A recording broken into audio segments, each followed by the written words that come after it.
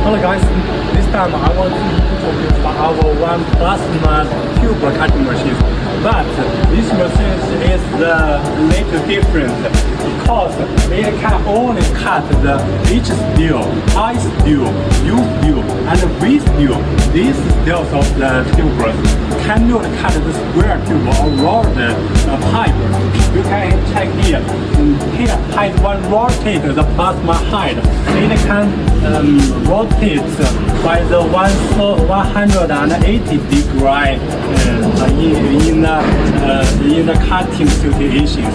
So this machine is suitable for cut the very steel. If you also need the related machines to contact me, I will introduce the details and offer the exact applications for you. Okay, thank you.